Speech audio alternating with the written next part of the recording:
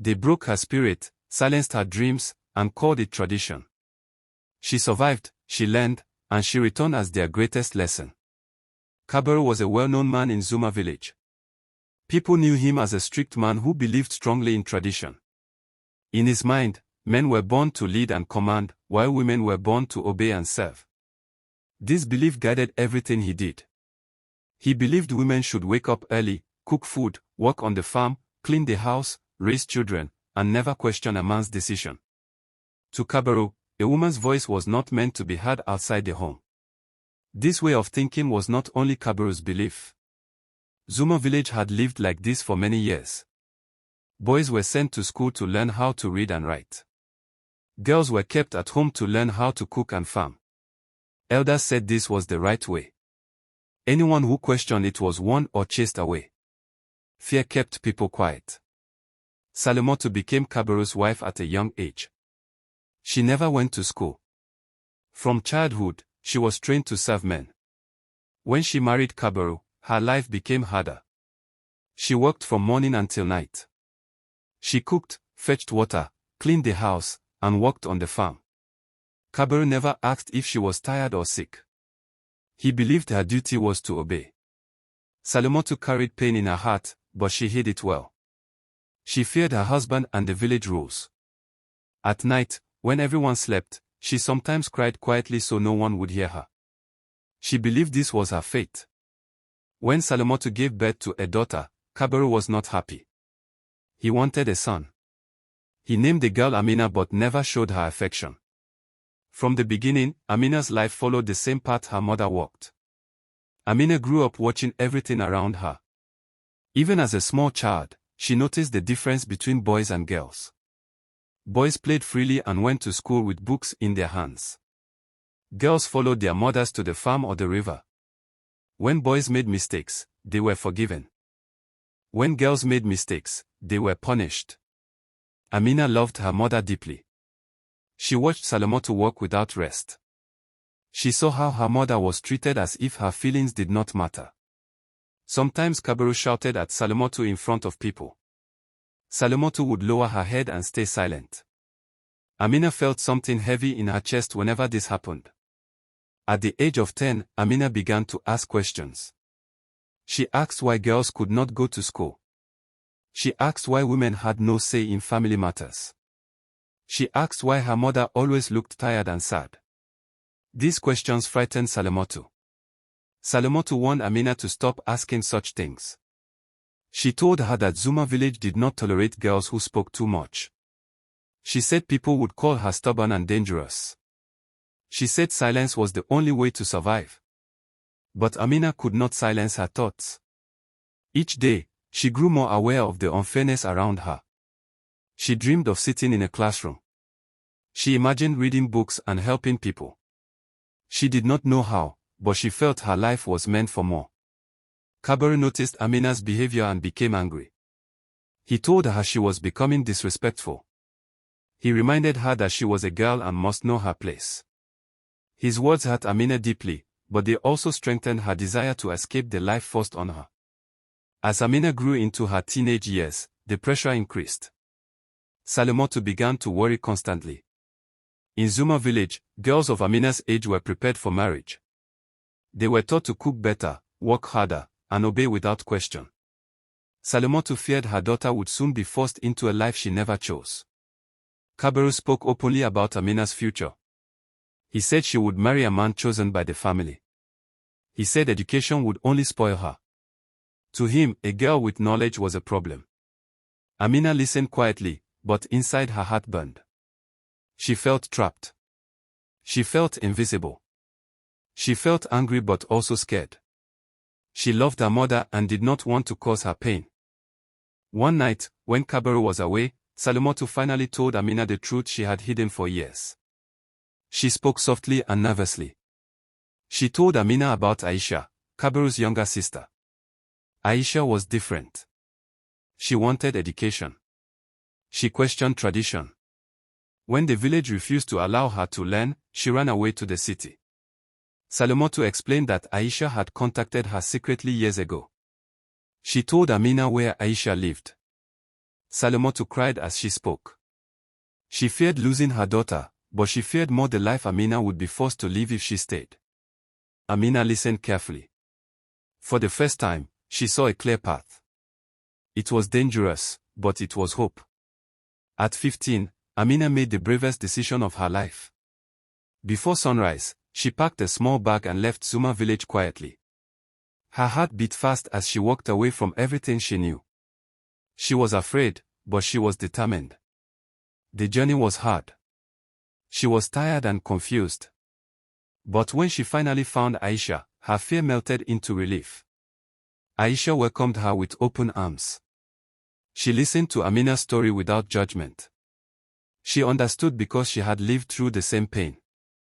Aisha enrolled Amina in school. Amina started late, but she worked harder than everyone else. She studied every day. Sometimes she failed, sometimes she cried, but she never gave up. Aisha encouraged her constantly.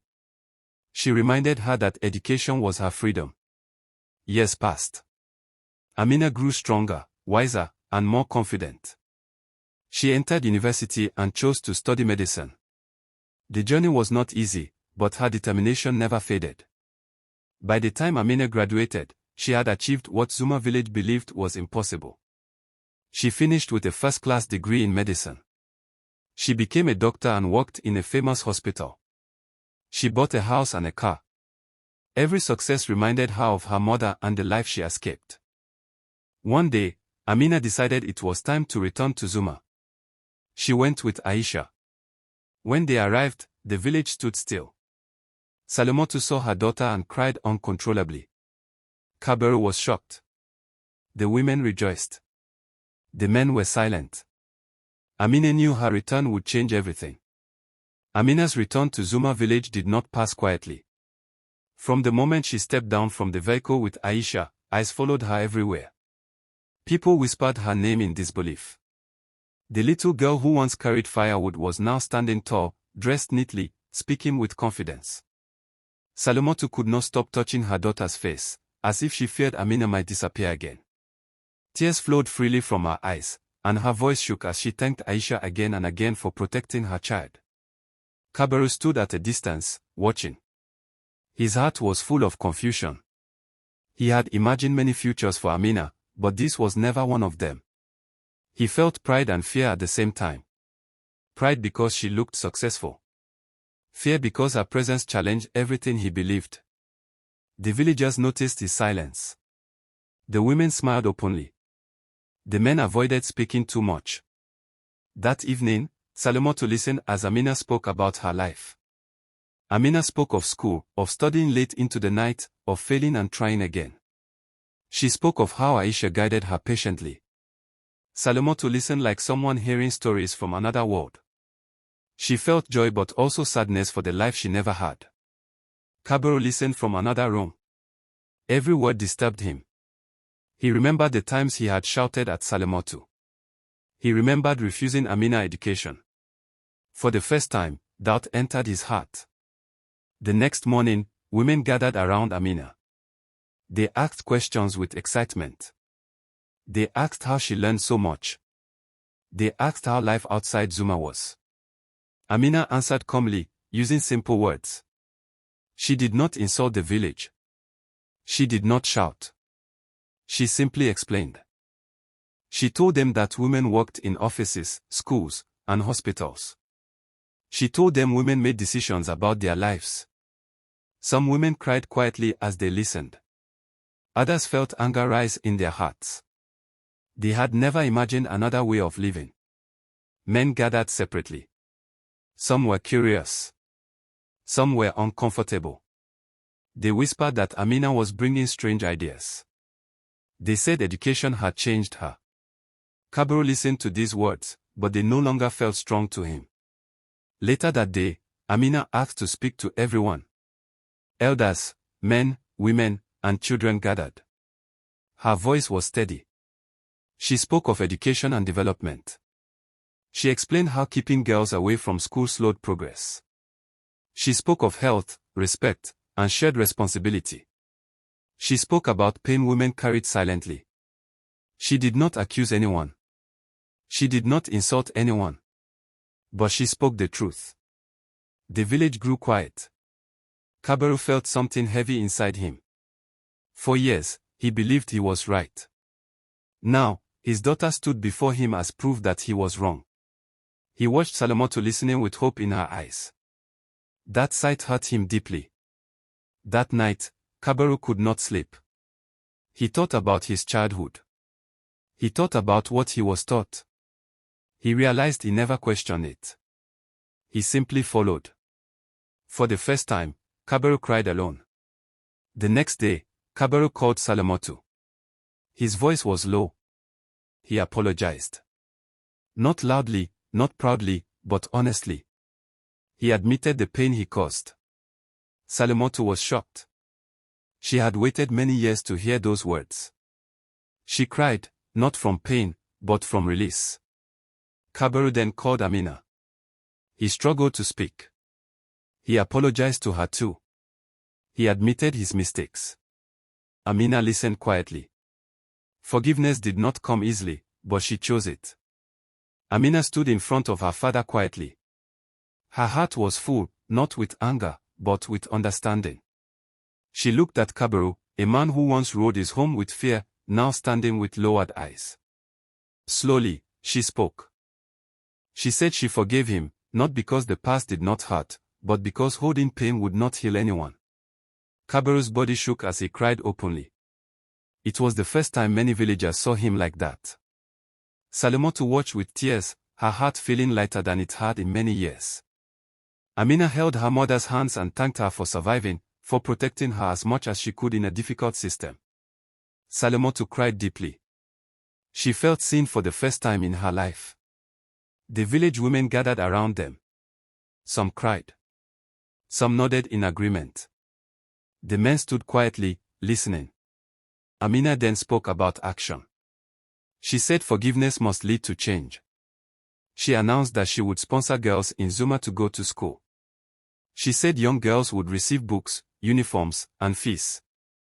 She also said women who never had education would be supported to learn basic reading and skills. The women gasped in surprise. Many dropped to their knees in gratitude. This was something they never imagined possible. Kabaru stepped forward and supported his daughter publicly. He admitted that denying women education had brought suffering and kept the village behind. His words shocked the men. But they listened.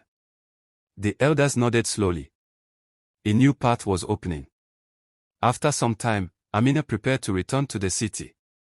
She invited her parents to come with her. Salomoto could not believe it. Kabaru hesitated, but then agreed. Leaving Zuma was not easy, but change rarely is. When they arrived at Amina's house, Salomoto stood still in amazement. A clean, large home. Peace. Comfort. Kabaru felt humility. He realized education did not destroy families. It rebuilt them. That night, they ate together in peace. No shouting. No fear. Just conversation and healing. Amina looked at her parents and knew the journey was worth it. When girls are denied education, society remains wounded. When women are treated as tools, progress is delayed. True strength is not found in control, but in fairness and learning. Educating a girl heals families, builds nations, and breaks cycles of pain. Change begins the moment truth is accepted and action follows. If this video adds value to you, please do well to give me a like, share, and comment on the video to share your thoughts. Most importantly, please support me by subscribing to this channel, turn on the notification button and follow for more interesting stories. Thanks for watching.